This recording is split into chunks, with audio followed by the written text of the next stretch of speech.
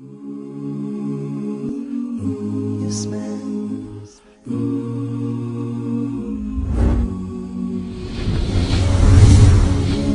So high.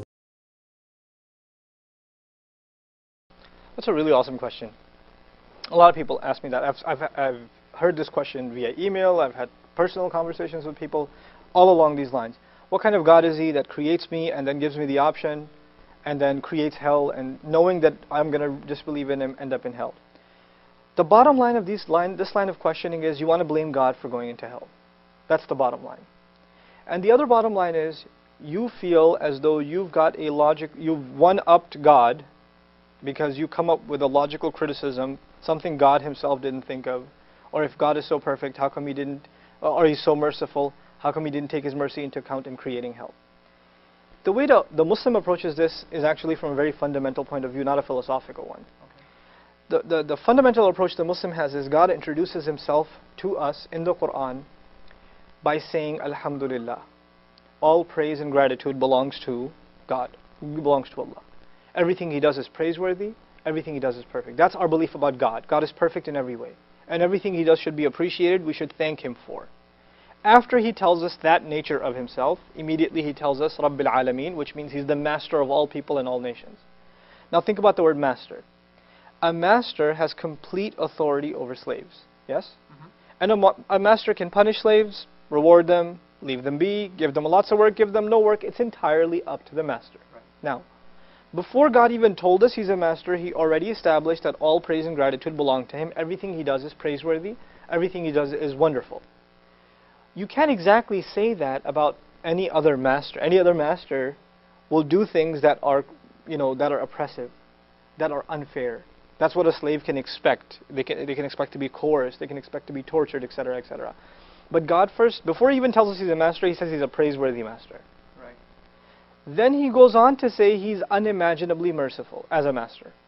Now, before even talking about or proving God's mercy, because that's what's in question here, in the questioner's mind, what kind of merciful God is this? Right. The problem is you're thinking of him as God and not as master. That's the real problem. If you accept the summary of the Quran, what does it want from people? I usually call it a one-liner. The summary of the Quran: accept God as your master, come to terms with the fact that you're a slave.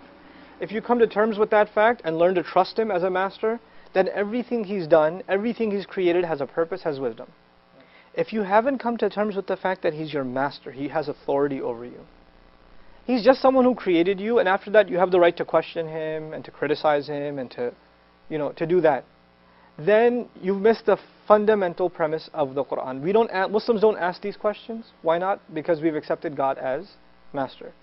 Now, he didn't just create a hell to throw people in it. The fact that the Quran, somebody asked me this recently, the Quran is very explicit, very graphic in its description of hell. I mean, it's really, really scary stuff in some places. So somebody asked, if this is a book of guidance, why go so explicit? You ever heard of the Scared Straight program? Right, where teens are messed up or they're heading towards a life of crime, and they bring someone who's done time in prison, who's gone down this road before, and they show them, look, I've been there, I know what it's like, it's not glorified, it's not fun, this is what happens to you. And the idea of it is, well, I'm not going to go down this road because I know somebody else who already has. Hellfire hasn't happened yet, but God will give us a picture as though it is happening right now, the point of which is to scare us straight. It's actually a mercy from God that he told us about hell. Whether you like it or not, it's there.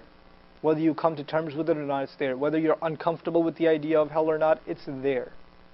God's mercy is to let you know, here's what you can do to not be in it. That's God's mercy. Instead of saying, well, I don't want to believe in this faith because it has a concept of hell. Whether you like that concept or not will not change reality. It won't change reality. All you can do at that point is learn how to protect yourself. And I reiterate what I started in this interview with. God says he didn't create us for hell. He says, إِلَّا مَنْ رَحِمَ رَبُّكَ وَلِذَلِكَ خَلَقَهُم. Except for those whom your master shows mercy to, and that's why he created them, so he can show them mercy. One of my favorite quotes from the Quran, مَا يَفْعَلُ اللَّهُ بِعَذَابِكُمْ. What's God going to get out of punishing you?